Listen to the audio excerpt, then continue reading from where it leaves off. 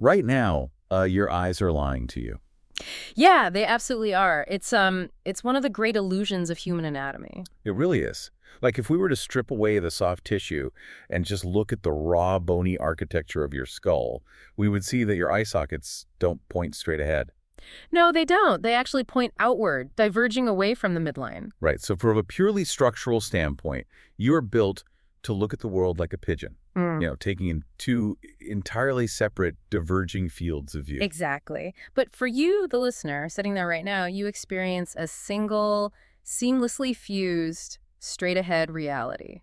Because the brain is actively overriding the physical constraints of the skeleton. Yes, I mean, we spend so much time in medicine looking at static images, right? Like an X-ray of a fractured radius or an MRI of a spinal disc. Yeah, and you start to think of anatomy as this static blueprint. Precisely. We forget that it is a living, constantly compensating system, and the structures we are exploring today are entirely devoted to solving a massive physics problem. Which is how to capture the chaotic energy of the outside world and compress it into a format the brain can actually process. That's it. That is the perfect anchor framing for our session today. Awesome. So welcome to the deep dive. Today's mission is exploring the textbook of Head and Neck Anatomy by Hyatt and Gardner, and we're focusing specifically on the eye and the ear. And the philosophy guiding us through this material is that anatomy is the study of structure in service of function. Right, and perhaps more importantly for clinical practice, we're looking at how that structure shapes disease, intervention, and ultimately the outcome. Yeah, we are not here to just help you memorize a list of Latin names. I mean, we are here to help you build functional, spatial, mental models. Exactly. So in our previous discussions, we looked at the cranial fossa, right? The bony vault housing the brain. Yeah, and we conceptualize that space as a chamber of protection. It is essentially a biological panic room. It's thick, it's unyielding. But the orbit and the temporal bone, they're entirely different. Completely different. These are chambers of interpretation. They are highly porous, deeply complex interfaces where the outside world essentially penetrates our defenses. And they perform what might be, well, some of the most extraordinary translations in the known universe. I mean, they convert electromagnetic radiation light into sight. Yeah, and they take physical pressure waves rippling through the air and transform them into sound. Plus, they take the raw gravitational pull of the Earth and the angular momentum of our bodies and translate that into our sense of balance. It's incredible. And to understand how they achieve this, we really have to treat them not as biological cameras or microphones, but as these incredibly delicate interfaces between pure physics and human perception. Right. And because we're targeting clinicians, trainees, and students who actually need to apply this knowledge, we will be strictly maintaining our academic rigor today. Yes, we will be using precise British English terminology to map out these anatomical relationships.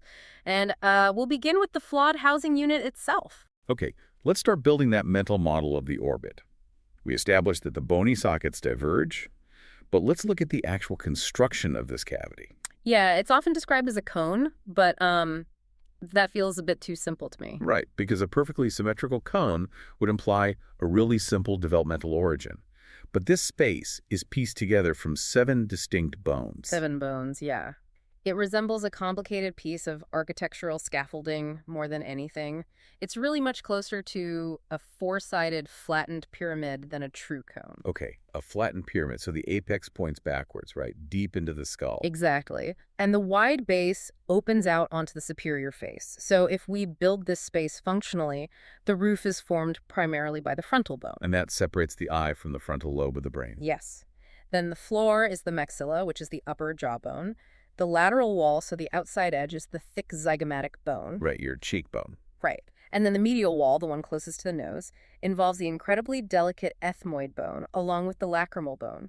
And then deep inside, providing the structural anchor at the apex, we have the sphenoid, right, with a tiny contribution from the palatine bone. That's the 7. And that medial wall you mentioned, it always stands out in clinical scenarios. Yeah, the ethmoid bone contribution. It's actually called the lamina papyracea, which literally translates to paper-thin layer. It does. Think about that for a second. We have this incredibly vital sensory organ, and it is separated from the nasal sinuses by a wall of bone no thicker than a sheet of parchment. The clinical implications of that are just profound. I mean, a severe sinus infection really doesn't have far to travel to breach the orbit. Not at all. It's a very dangerous neighborhood, anatomically speaking. But the floor is equally vulnerable. The maxilla forms the roof of the maxillary sinus. Right. So if a patient takes a blunt force trauma to the eye, like a tennis ball or a fist, the sudden spike in hydraulic pressure inside the orbit, well, it has to go somewhere. And it takes the path of least resistance. Which is death. Exactly. Rather than rupturing the eyeball itself, the thin, bony floor of the maxilla just shatters downward into the maxillary sinus. Wow. And this is a classic blowout fracture, right? Yeah, that's your blowout fracture. The orbital fat, and sometimes even the inferior muscles of the eye, can herniate down through that fracture. Which effectively traps the eye and prevents it from moving upward. Precisely. It physically tethers the globe. Okay, so we've established the fragile walls. But let's return to that geometric paradox I mentioned at the start, the divergence. Right, the pigeon problem. Yeah. If we map the medial walls, the paper-thin walls closest to the nose, they run almost perfectly parallel to each other, straight back into the skull. Yes, but the lateral walls flare outwards. And this is where we really must distinguish between the orbital axis and the optical axis. Okay, break that down for us. So, because of that lateral flare, the geometrical center line of the bony cone, the orbital axis points forward and outward. If you were to draw a line straight through the middle of the bony orbit, it would point roughly 45 degrees away from the other eye. But our optical axis, our actual line of sight when we're focusing on an object right in front of us, is pointing straight ahead. Yes, the two optical axes are parallel. So the structural misalignment means the optic nerve, which is carrying all that visual data to the brain, does not enter the back of the eyeball at its geometric center. No, it enters at the orbital axis, which is displaced roughly 3 millimeters to the nasal side of the eyeball's true posterior pole. Right. The true posterior pole being the macula, which is the region of our absolute greatest visual acuity. Exactly. So the body has to physically rotate the eyeball inward, constantly fighting the bony architecture, just to align the macula with the straight-ahead optical axis. That sounds exhausting for the muscles. And we will dissect the muscular mechanics of how the brain wrestles the eye into position shortly. But first, we need to examine the globe itself, the orb. Right. The textbook describes the orb as being constructed of 3 distinct tunics, or coats. Okay, 3 tunics. Yeah, think of them as 3 nesting spheres. Each is fundamentally distinct in its tissue origin and its biological purpose. So the outermost layer is the fibrous tunic. Which is basically the structural chassis of the eye. Exactly. It needs to be tough enough to withstand the pulling forces of 6 different muscles constantly tugging on it, and it also needs to hold its shape under internal fluid pressure. Right, so the posterior 5/6 of this fibrous tunic is the sclera, the white of the eye. Yes. Yeah. It is dense, opaque, and relatively avascular connective tissue. But then, as that fibrous layer sweeps around to the anterior surface, the front of the eye, it undergoes this radical transformation. It really does. The collagen fibers, which in the sclera are interwoven like a chaotic basket to provide strength from all angles, they suddenly arrange themselves into perfectly parallel, highly ordered layers. And the tissue sheds its water content, right? Yes, it dehydrates slightly and becomes the cornea. The toughness remains, but the opacity vanishes. Ugh. It just becomes a perfectly transparent window. It's a beautiful example of the same fundamental building block being modified for a totally different function. It really is. Okay, so moving one layer deeper, we hit the vascular tunic. Right. This is the life support layer. Posteriorly, wrapping around the inside of the sclera, is the choroid. Which is this spongy, intensely vascular network. Yeah, its primary job is to provide oxygen and nutrients to the outer layers of the retina. And it is heavily pigmented, right? Like dark brown, Yeah. almost black. Yes, and that's crucial because if light enters the eye and misses the photoreceptors, we don't want it bouncing around inside the globe creating visual echoes. Oh, right. So the dark pigment of the choroid acts like the black velvet lining inside a camera body. It absorbs the stray photons. That's a great analogy. It completely dampens internal reflection. Now, as we follow this vascular tunic forward, just behind the junction of the sclera and the cornea, it thickens significantly. Into a muscular ring called the ciliary body. Yes. And extending forward from the ciliary body, just floating in the fluid behind the cornea, is the final portion of the vascular tunic. The iris. The iris, the colored part of the eye. Which is essentially an adjustable diaphragm. A biological aperture ring with a hole in the middle, the pupil, that regulates exactly how much light is allowed deeper into the system. Precisely. So we have the tough fibrous outer chassis, we have the vascular life support middle layer, which leaves the innermost tunic. The reason this entire structure even exists. Yes, the retinal tunic. This is where physics becomes biology. I love that phrase. It's true. Posteriorly, this is the nervous retina. It is a stunningly complex 10-layered sheet of neural tissue. It's actually an embryological outgrowth of the brain itself. Which is wild to think about. Your retina is basically brain tissue pushed forward into your face. It really is. And it houses the photoreceptors, the rods and cones that fire when they are struck by light. But the visual part of the retina doesn't cover the entire inside of the globe, does it? No, it doesn't. It terminates anteriorly, just behind the ciliary body, at this jagged, scalloped edge called the ora serrata. Okay, ora serrata. So the visual function ends there, but the layer itself continues. Yes, a thin, non-nervous, pigmented layer of cells sweeps forward to cover the inner surface of the ciliary body. That's the pars ciliaris, and the posterior surface of the iris, the pars iridica. Okay, so for light to actually reach that delicate nervous retina, it can't just pass through an empty void. It has to travel through a series of refractive media. Right, these are the structures that physically bend and focus the incoming light rays. And the heavy lifting is actually done right at the start, at the cornea. Really?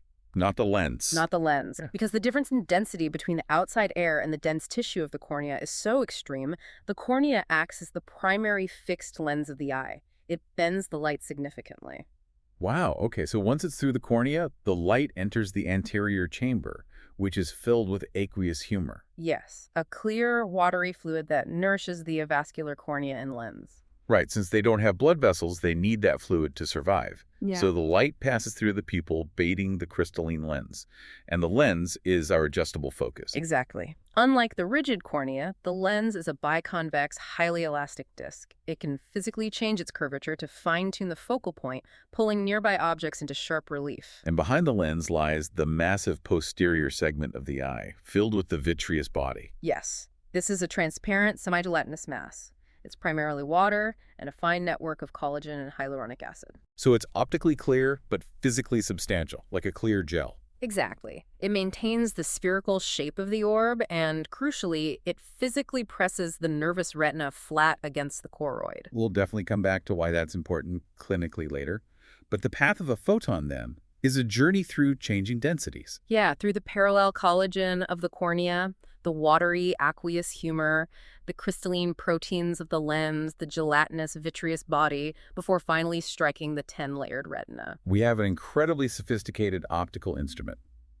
But an instrument is totally useless if you can't aim it. That's right. This brings us to the functional integration of movement. How the brain coordinates the extrinsic muscles of the eye to achieve that seamless, straight-ahead reality despite the bony constraints of the orbit. Right, the pigeon problem again. So there are 7 extrinsic muscles in total. 7, yes. One of them, the levator palpebris superioris, has the singular job of elevating the upper eyelid. Which leaves the other 6 dedicated entirely to rotating the globe. We have 4 recti muscles: superior, inferior, medial, and lateral. And rectus just means straight, right? Correct. They all originate from a common tendinous ring deep at the apex of the orbit encircling the optic canal. They project forward, forming a muscle cone, and insert into the sclera just behind the cornea. Okay, so the medial rectus pulls the eye inward towards the nose, adduction. Yes. The lateral rectus pulls it outward towards the ear, abduction. Easy enough. And if our eye sockets pointed straight ahead, the superior and inferior recti would simply pull the eye straight up and straight down. But the sockets flare outward. They do. The muscles originate from the apex, which is deep and medial, but they attach to an eyeball that is positioned further out laterally. Meaning the superior rectus doesn't pull straight back, it pulls back and inward. Yes. So if you simply contract the superior rectus, the eye doesn't just look up. It elevates, sure, but it also rolls inward and rotates slightly on its axis. Which is intorsion. Exactly. To look straight up, the brain needs to cancel out that unwanted inward rolling. It needs a mechanical counterweight. And the body's solution to this mechanical dilemma is, I think, one of the most elegant architectural workarounds in human anatomy: the oblique muscles. They really are brilliant. Specifically, let's trace the path of the superior oblique. Okay. The superior oblique originates at the back of the orbit near the recti muscles. But instead of running straight to the eyeball, its tendon travels all the way forward along the medial wall of the roof. And there, it threads through a tiny loop of fibrocartilage attached to the frontal bone. Yes. This loop is the trochlea, which acts as a literal pulley. A literal pulley in your eye socket. A literal pulley. The tendon passes through it, makes a sharp hairpin turn, travels backwards and outwards, and inserts into the upper posterior outer quadrant of the eyeball. So because of this pulley system, when the muscle contracts, it pulls the back of the eye upwards and inwards, which causes the front of the eye to rotate downwards and outwards, inferolaterally. Yes.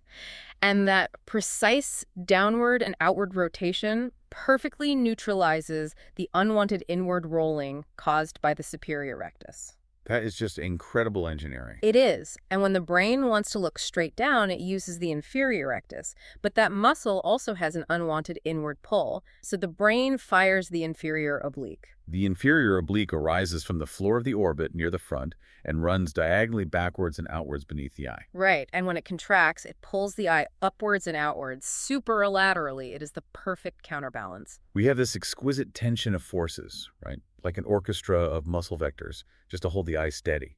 And controlling this requires significant neural resources. The brain allocates 3 entire cranial nerves to these 6 little muscles. The majority are innervated by cranial nerves the third, the oculomotor nerve.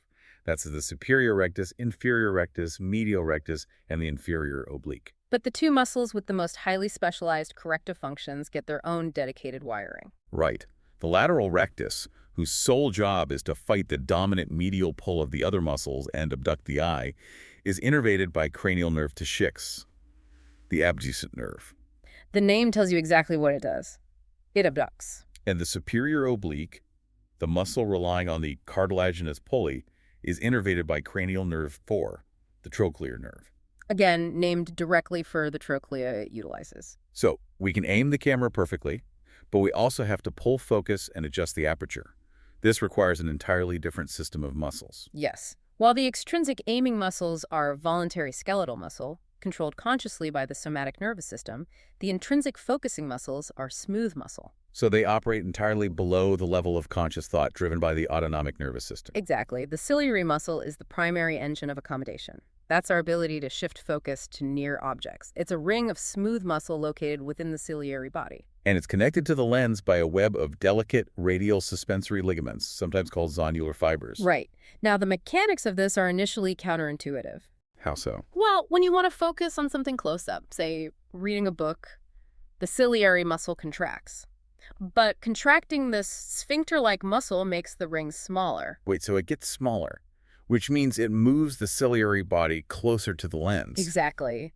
And by moving closer, it actually releases the tension on the suspensory ligaments. They go slack. Oh, and the lens is naturally highly elastic and wants to be round. So when the ligaments loosen, the lens bulges outward, becoming more convex, more spherical. You've got it. A thicker, rounder lens bends light more sharply, taking the divergent light rays from a nearby object and wrestling them into a tight focal point on the retina. And this entire process of accommodation is driven by parasympathetic fibers running along the oculomotor nerve, cranial nerve arrest. So our rest and digest system allows us to read a book. Precisely. Now, the regulation of light entering the system is handled by the iris, which contains 2 opposing sets of smooth muscle. Okay, the biological aperture. Yeah. The sphincter pupillae is a circular band of muscle around the margin of the pupil. When it contracts, the pupil constricts, limiting light in bright environments. This is also parasympathetic via the oculomotor nerve. And the opposing muscle is the dilatator pupillae. Its fibers run radially, right, like the spokes of a wheel, from the outer edge of the iris towards the center. Right. When these spoke-like fibers contract, they physically pull the pupil open, dilating it widely.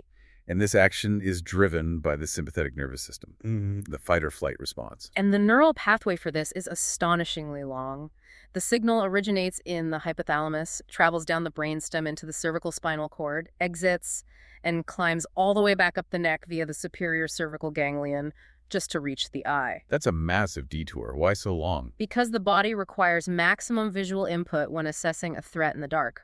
It ties the eye directly into the systemic sympathetic trunk. That is so cool. Okay, so when we thoroughly understand this baseline machinery, the structural cunics, the fluid pressures, the autonomic wiring, the clinical correlations become logical inevitabilities rather than random diseases. Yes. Let's look at how the physical properties of the eye directly shape its vulnerabilities. Take the cornea, for instance. It must be perfectly transparent.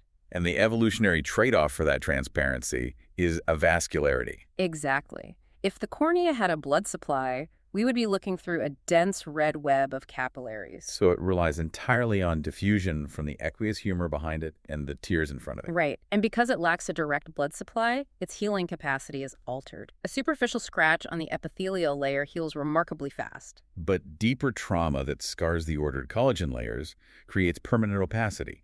The light simply cannot get through. However, this physiological vulnerability is simultaneously a surgical miracle. Oh, because of immune privilege, right. Exactly. The immune system's primary enforcement agents, white blood cells, travel via the bloodstream. Because the cornea has no blood vessels, it is largely isolated from systemic immune surveillance. So it exists in a state of immune privilege. This is why a surgeon can take a cornea from a deceased donor and graft it onto a living patient with incredibly high success rates. Yes, and with minimal need for the harsh systemic immunosuppressant drugs required for a heart or kidney transplant. The host's immune system simply lacks the road network to reach the foreign tissue and reject it. That's amazing. Now, transparency is also the core issue with cataracts, isn't it? It is. The crystalline lens is composed of tightly packed, highly ordered protein fibers. Over time, due to age, UV exposure, or metabolic conditions like diabetes, these proteins begin to denature. They clump together, turning the clear lens milky and opaque. Exactly. The light scatters instead of focusing. And the clinical intervention here is pure mechanics. A surgeon makes a microscopic incision, uses ultrasound to shatter the clouded biological lens, vacuums it out, and unfolds a synthetic plastic lens into the exact same capsular bag. Pure mechanical replacement. Now, if cataracts are a failure of transparency, myopia and hyperopia are failures of spatial geometry. Right. The refractive power of the cornea and lens might be perfectly healthy, but the physical dimensions of the orb are misaligned with that power. Right. In myopia, or nearsightedness, the longitudinal dimension of the eye, the physical distance from the cornea to the retina, is too long. So the lens focuses the image perfectly, but the focal point occurs in the empty space of the vitreous body, anterior to the retina. Exactly. By the time the light rays actually hit the photoreceptors, they have begun to diverge again, creating a blurred image. And hyperopia, farsightedness, is the exact opposite physical problem. The eyeball is structurally too short. Yes. The focal point of the light rays would theoretically land somewhere behind the back of the head, so the image on the retina is out of focus. And in both cases, the intervention relies on placing a secondary artificial lens glasses or contacts in front of the eye to pre-bend the light, altering the focal length to match the physical dimension of the patient's unique orbit. Spot on. We must also address the internal fluid dynamics, though, the mechanics of pressure. We discussed the aqueous humor, the clear fluid filling the anterior portion of the eye, which is actively and continuously secreted by the ciliary processes in the posterior chamber. Right. It isn't stagnant. It's a flowing river. It travels from the posterior chamber, squeezes through the pupil, and circulates into the anterior chamber, bathing the space between the iris and the cornea. But it has to leave the system. It drains out at the iridocorneal angle, the tight corner where the iris meets the cornea, passing through a trabecular meshwork into a venous channel called the canal of Schlemm. Yes, the canal of Schlemm. Under normal physiological conditions, the rate of secretion perfectly matches the rate of drainage, maintaining a stable intraocular pressure of around 15 millimeters of mercury. And this pressure is what keeps the globe inflated and tense. But this is a closed hydraulic system. It is. If the drainage angle becomes physically blocked, or if the meshwork becomes clogged with cellular debris, the drain is closed while the tap is still running. So the fluid continues to be produced, but it cannot escape. The pressure inside the eye climbs rapidly. This is glaucoma. Exactly. And the danger of glaucoma is not in the anterior chamber where the fluid lives. Fluid pressure is transmitted equally in all directions throughout a closed space. Right, so that elevated pressure pushes back against the lens, which pushes against the vitreous body, which pushes against the retina at the very back of the eye. It compresses the incredibly delicate capillary beds of the choroid that feed the retina. And more critically, it physically crushes the retinal nerve fibers as they converge to exit the eye at the optic disc. And prolonged mechanical pressure causes irreversible death of the optic nerve, leading to permanent blindness, starting with the peripheral vision and closing inward. It's devastating. And speaking of the vitreous body, its physical pressure is normally a protective, necessary force. Right, going back to the wet wallpaper analogy. Yes, The 10-layered nervous retina, as complex as it is only loosely tethered to the underlying vascular choroid. It relies on the firm, constant outward pressure of the gelatinous vitreous to hold it in place. So think of the choroid as a bare wall and the nervous retina as heavy, wet wallpaper. There is no strong glue holding them together. Right. The only thing keeping the wet wallpaper from sliding down is a giant, perfectly inflated balloon, the vitreous body pressing it firmly against the wall. So if the orbit suffers a severe, sudden physical trauma, say a boxer taking a hard hook to the eye or the rapid deceleration of a car crash, the sheer mechanical force can cause the heavy vitreous gel to shift violently. And that shifting force pulls the fragile nervous retina right off the choroid. The wallpaper peels away, a retinal detachment. Yes. And because the nervous retina relies on the choroid for its oxygen supply, the detached tissue is instantly subjected to ischemia. It begins to suffocate. Patients often describe the physical sensation of a dark curtain falling over their field of vision, accompanied by flashes of light as the dying photoreceptors misfire. It is an absolute surgical emergency to go in and physically push that tissue back against its blood supply before the neural death becomes permanent. Wow. Structure dictates vulnerability. The very fluid dynamics that give the eye its shape and transparency are the exact mechanisms that can destroy it when the system is knocked out of balance. Very well said. And we see this exact same theme, the profound vulnerability of a highly specialized sensory translation system when we move from the orbit to the temporal bone. Let's turn our attention to the ear then. If the eye is an optical instrument housed in a fragile, bony scaffold, the ear is a patchwork mechanical engine buried deep inside the densest, hardest bone in the human body. Oh, embryologically, the ear is one of the most bizarre and fascinating assemblies we possess. Really? How so? Well, it is not a single organ that grows and differentiates. It is an amalgamation of 3 entirely separate embryonic tissues that migrate, fold, and fuse to create a continuous sensory pathway. It requires a massive leap of conceptual thinking to understand how a human embryo builds an ear. So let's break it down. The external ear, the fleshy pinna on the side of your head, and the external auditory meatus, the ear canal, develops from a superficial indentation on the outside of the embryo. Right, called the first pharyngeal groove. And because it's on the outside, it is lined with ectoderm, the tissue that goes on to form skin. Okay, so the outside is ectoderm. Now, completely independent of that external groove, the middle ear cavity, the space containing the tiny bones of hearing, develops from the inside. Yes, it is an outpocketing of the embryonic gut tube, specifically the first pharyngeal pouch. Because it originates from the respiratory and digestive tract, it is lined with endoderm, a mucosal layer. So we have a tube of skin growing inward from the outside and a tube of mucosa growing outward from the inside. And where the blind ends of these 2 tubes meet, a thin barrier remains. The ectoderm of the groove and the endoderm of the pouch press against each other, separated by a microscopic layer of connective tissue. And that delicate 3-layered collision point becomes the tympanic membrane, the eardrum. Exactly. It is the literal physical boundary between the external environment and the internal space of the head. But neither the skin-lined outer ear nor the mucosa-lined middle ear can actually perceive sound. They just move vibrations. Right. The inner ear, where the actual sensory translation happens, develops from a completely different origin. A thickening of surface ectoderm that pinches off and sinks deep into the mesenchyme to form a hollow sac of neural tissue, the otic vesicle. And this neural tissue eventually becomes completely encased within the petrous portion of the temporal bone. Yes, it is an island of brain-like tissue locked in a vault of dense bone. So the fundamental design challenge of the ear is, how do you take a sound wave hitting a layer of skin, transfer it through an air-filled mucosal cavity, and deliver it with perfect fidelity to a fluid-filled sac of neural tissue? And the ear solves this by partitioning the translation process into 3 distinct mechanical zones. The external ear acts as an acoustic funnel. The pinna catches sound waves from the air and channels them down the meatus to strike the tympanic membrane. Yes, the vibration of the eardrum moves us into the middle ear, the tympanic cavity. This space houses the ossicular chain, the 3 smallest bones in the human body. The malleus, the incus, and the stapes. The hammer, the anvil, and the stirrup. And the evolutionary history of these bones is staggering. The malleus and incus didn't start out as hearing organs. Wait, really? What were they? In our distant reptilian ancestors, these bones formed the hinge of the jaw.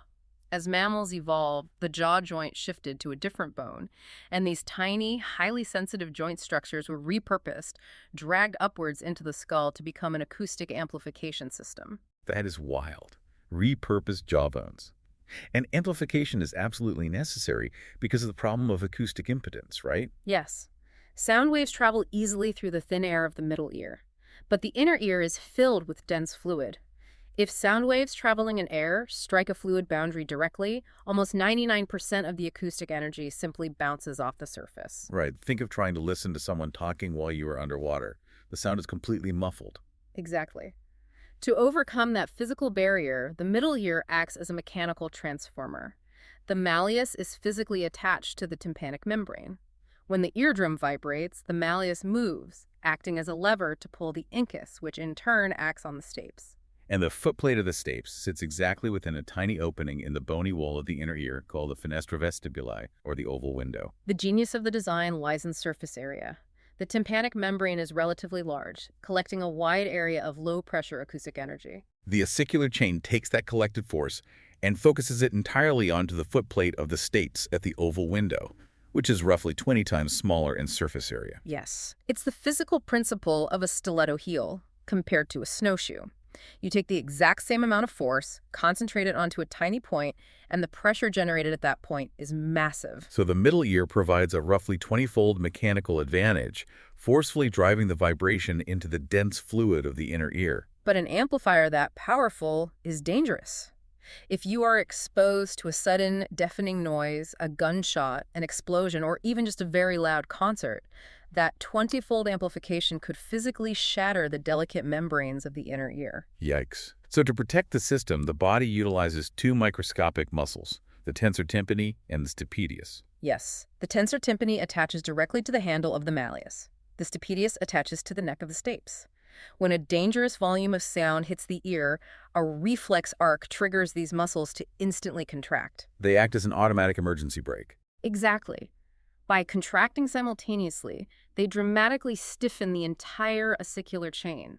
They lock the bones in place, preventing the stapes from violently piston driving into the oval window. And this dampening reflex significantly reduces the transmission of low-frequency sound, protecting the fragile cochlea. And the innervation of these tiny muscles perfectly reflects their bizarre evolutionary origins in the pharyngeal arches. Right, so the malleus is a derivative of the first pharyngeal arch.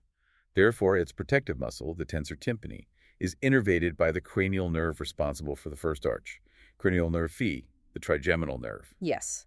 While the stapes derives from the second pharyngeal arch, consequently the stapedius muscle is innervated by the nerve of the second arch, cranial nerve seventh, the facial nerve. The deep embryology dictates the wiring map of the adult human. It always does. So the amplified, mechanically modulated vibration has now been successfully transferred from air to bone. The stapes is pushing rhythmically against the oval window. We have crossed the threshold into the inner ear, the transduction engine. Right. The inner ear consists of a complex series of hollowed-out channels inside the petrous temporal bone. This is the bony labyrinth, and it is filled with a fluid called perilymph. Which is essentially identical in composition to the cerebrospinal fluid bathing the brain. It's high in sodium. Yes. Now, floating suspended inside those bony channels is a second closed system of delicate membranous tubes and sacs. This is the membranous labyrinth, and it is filled with a totally different fluid called endolymph. And endolymph is entirely unique, right? It is highly concentrated with potassium, creating a massive electrical potential difference, essentially a biological battery between the two fluid systems. Exactly. This intricate fluid-filled architecture is divided functionally into two distinct systems that share the same continuous membranous plumbing.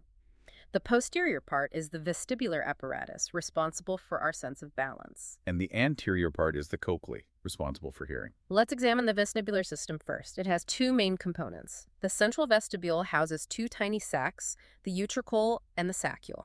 And these contain patches of sensory cells called maculae. Their job is to detect linear acceleration and gravity. Yes. Embedded within the maculae are specialized neuroepithelial cells called hair cells. They have microscopic, hair-like projections, stereocilia sticking up into a gelatinous layer that contains tiny, heavy crystals of calcium carbonate called otoliths. So when you are sitting in a car and someone hits the accelerator, your body moves forward, but the heavy little otolith crystals in your ear, owing to inertia, lag behind. Right. They drag the gelatinous layer backward, which physically bends the microscopic hairs on the sensory cells. And that physical bending is the moment of transduction. It is. Bending the hairs mechanically pulls open ion channels in the cell membrane. The potassium-rich endolymph rushes in, depolarizing the cell. The mechanical force of acceleration has been instantly converted into an electrical nerve impulse. Which then travels down the vestibular division of cranial nerve V8 to the brain. Exactly. So the utricle and saccule handle straight-line movement. To handle rotational movement, we have the 3 semicircular canals. They project out from the vestibule, oriented perfectly at right angles to each other, representing the X, Y, and Z axes of three-dimensional space. Beautifully designed. Inside the swollen base of each canal, the ampulla is a different structure called the crista ampullaris. It also contains hair cells, but these project into a gelatinous cell called the cupula, which blocks the entire width of the canal. So when you turn your head sharply to the left, the bony canal moves with your head. But the fluid endolymph inside the canal has inertia. It stays still while the canal moves around it. Effectively creating a current of fluid that crashes into the gelatinous sail. The sail bends, the hairs bend, the ion channels open, and the brain registers rotational movement. It's all just beautifully tuned fluid dynamics. And hearing relies on the exact same fundamental mechanism, fluid movement bending hair cells, but the architecture is drastically different. Very different. The cochlea is a coiled tube spiraling 2.5 turns around a central bony pillar called the modiolus. It looks exactly like a snail shell. And if we unrolled that snail shell into a straight tube, we would see it is divided into 3 parallel compartments. Yes. The upper channel, the scala vestibuli, starts at the oval window. When the stapes pushes against the oval window, it sends a high-pressure hydraulic wave rippling through the paralymph fluid in the scala vestibuli, traveling up the spiral. And at the very apex of the cochlea, a small hole, called the helicotrema, allows the fluid wave to cross over into the bottom channel, the scala tympani, and travel all the way back down the spiral. But separating these 2 outer channels is the crucial middle compartment, the closed endolymph-filled cochlear duct. Resting on the floor of the cochlear duct is the true organ of hearing, the spiral organ of Corti. Yes. This highly complex structure contains rows of exquisitely tuned hair cells. As the hydraulic pressure wave travels through the paralymph, it causes the floor of the cochlear duct, the basilar membrane, to vibrate up and down.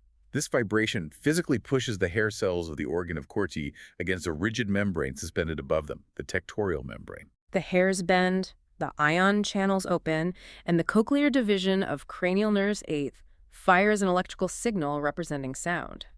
And the pitch of the sound depends on where along the basilar membrane the vibration is strongest. Right, exactly. High-frequency sounds cause the membrane to vibrate fiercely right at the base near the oval window. Low-frequency rumbles travel all the way up the spiral to vibrate the apex. The cochlea is a physical, tonotopic map of the acoustic world. But we are left with a massive problem of physics. Yes, the pressure problem. Right. The stage is forcefully piston driving against the oval window, sending powerful hydraulic waves into the paralymph. However, fluid is physically incompressible. It is. If the inner ear were a completely rigid bony box, the stapes wouldn't be able to move at all. The pressure would instantly lock the system. So the pressure wave needs an exit strategy. It needs a place to dissipate. And that release valve is located at the very end of the bottom channel, the scala tympani, where it meets the middle ear cavity again. This is the fenestra cochleae, the round window. The round window is sealed by a highly flexible secondary tympanic membrane. So when the stape pushes in forcefully at the oval window, the hydraulic wave travels through the cochlea, and the flexible membrane of the round window bulges out into the air-filled space of the middle ear. It's an exquisitely balanced, closed-loop pressure system. Push in at the top, bulge out at the bottom. The mechanical precision is astounding. But as we know, precision implies fragility. When we examine the clinical correlations of the ear, we see how easily this multi-stage translation process can be derailed. Indeed. Hearing loss is fundamentally divided into 2 categories: conductive loss and sensorineural loss. Conductive hearing loss means the neurological translation system, the cochlea and the nerve, is perfectly healthy, but the mechanical transmission of vibration has been physically blocked. The signal never reaches the inner ear. Otitis media, the common middle ear infection, is the classic example. Yes. The middle ear must remain filled with air at the exact same pressure as the outside world for the tympanic membrane to vibrate freely. And the auditory tube, or eustachian tube, connects the middle ear down to the back of the throat, the nasopharynx. Every time you swallow or yawn, the tube opens slightly, allowing a tiny bubble of air to enter and equalize the pressure. However, that tube is an anatomical two-way street. The mucosal lining of the throat is continuous with the lining of the middle ear. During an upper respiratory tract infection, pathogens easily migrate up the auditory tube into the tympanic cavity. The mucosa becomes inflamed, swells, and secretes thick fluid and pus. The delicate ossicles find themselves submerged in viscous fluid instead of air. And their ability to act as a mechanical lever is severely dampened. The patient experiences a profound muffling of sound. If the purulent fluid continues to accumulate, the pressure against the tympanic membrane can cause excruciating pain and eventually cause the eardrum to rupture violently outward. A more insidious form of conductive loss is otosclerosis. Yes, sclerosis means pathological hardening. In this condition, abnormal, spongy bone begins to grow around the margins of the oval window. Over time, this bony growth acts like cement. It slowly immobilizes the footplate of the stapes, welding it to the temporal bone. The acoustic amplifier is physically unplugged. The eardrum vibrates, the malleus and incus move, but the stapes is locked solid. No hydraulic wave can be generated in the cochlea. Wow. And the surgical intervention often involves removing the cemented stapes entirely and replacing it with a microscopic prosthetic piston that connects the incus directly to a new hole drilled in the oval window. Correct. Now, sensor and neural hearing loss, on the other hand, means the mechanical transmission is working flawlessly, but the translation into an electrical signal or the transmission of that signal to the brain has failed. Meniere's disease is a devastating example of this. It is fundamentally a fluid plumbing disaster within the membranous labyrinth. For reasons not entirely understood, there is a massive overproduction or a failure of absorption of the potassium-rich endolymph fluid. This condition is called endolymphatic hydrops. So the closed membranous system becomes dangerously overpressurized. It swells, distending the delicate membranes. Because the cochlear duct and the vestibular apparatus are physically connected by a continuous duct, this pressure storm ravages both systems simultaneously. It does. The pressure mechanically distorts the hair cells in the cochlea, causing fluctuating low-frequency hearing loss and a roaring persistent tinnitus in the affected ear. At the same time, the pressure warps the maculae and the cupullae in the balance system. The patient is struck by sudden, terrifying attacks of vertigo, the violent sensation that the room is spinning wildly around them, often accompanied by severe nausea and vomiting. And finally, we have true nerve deafness, where the translation hardware is intact, but the data cable is severed. Prolonged exposure to intense noise working in a factory without ear protection or listening to music at maximum volume physically shears the delicate stereocilia off the hair cells. Once destroyed, mammalian hair cells do not regenerate. The deafness is permanent. Alternatively, the failure can occur along the nerve itself. A vestibular schwannoma, often called an acoustic neuroma, is a slow-growing benign tumor arising from the myelin-forming Schwann cells of the vestibulocochlear nerve as it travels through the internal acoustic meatus. As the tumor expands within that tight bony canal, it physically crushes the nerve fibers, slowly degrading both hearing and balance. It's all about spaces and pressures. To truly appreciate the density of information flowing through these systems, we really need to step back and look at the integration of the nerves and vessels. The orbit and the ear represent the most highly concentrated hubs of cranial nerve activity in the entire human body. They absolutely do. If you look at an anatomical diagram of the orbit, it is a chaotic thicket of yellow nerves and red and blue vessels. Just to operate the eye and its accessory structures, the brain pumps in branches from cranial nerves 7, 3, 4, V, 6, and 7, plus a dedicated network of autonomic fibers. That's a lot of cabling. Cranial nerve 2, the optic nerve, is the massive data trunk line carrying visual information. Yes. We have the motor nerves 3, 4, and 6 performing the complex geometry of aiming the globe. And the ophthalmic division of cranial nerve V, the trigeminal nerve, splits into the lacrimal, frontal, and nisociliary branches to provide exquisitely sensitive touch and pain feedback for the cornea, the conjunctiva, and the surrounding skin. Right. And cranial nerve 7th, the facial nerve, sneaks into the orbit via complex parasympathetic detour through the pterygopalatine ganglion just to tell the lacrimal gland to produce tears, keeping the avascular cornea hydrated. All of this neural cabling shares space with the ophthalmic artery, a major branch of the internal carotid, pumping highly oxygenated blood to the thirsty choroid and retina. It's packed. And the ear displays a similarly staggering overlap, a legacy of its complex pharyngeal arch embryology. The sensation of the external ear, the skin of the pinna, and the ear canal is cobbled together from overlapping branches of cranial nerves V7AX and X, along with input from the cervical plexus of the spinal cord. It is a sensory patchwork quilt. It really is. The mucosa of the middle ear relies heavily on the tympanic plexus, a dense web of nerves driven primarily by cranial nerve 9X, the glossopharyngeal nerve. And deep inside the petrous bone, isolated from the rest of the world, cranial nerve 8 stands alone, carrying the vital signals of hearing and balance toward the brainstem. Wow. We have dissected the architecture, the mechanics, and the vulnerabilities of these chambers of interpretation. Let's synthesize this deep dive into 6 critical clinical vignettes. Oh, perfect. I want you, the listener, to use the spatial and functional mental models we've just built to reason through these scenarios. Think of this as the ultimate test of applied anatomy. I love this part. Me too. Okay, patient number 1 walks into your clinic. When you ask them to follow your finger, their right eye is resting in a visibly downward and outward position. They complain of double vision, and their upper eyelid is drooping severely. They cannot look up, down, or inwards. However, if you ask them to look further down and outwards, they can. Which cranial nerve has suffered a catastrophic lesion? Well, this is a classic cranial nerve the third, oculomotor nerve palsy. Let's break down why. So the drooping eyelid is a failure of the levator palpebrae superior. The inability to look up, down, or in is due to the paralysis of the superior, inferior, and medial recti, as well as the inferior oblique. And the eye rests in the down and out position because the only 2 muscles still functioning are the lateral rectus pulling it out and the superior oblique pulling it down and out. Exactly. The unchecked superior oblique dominates the resting position. Okay, patient number 2.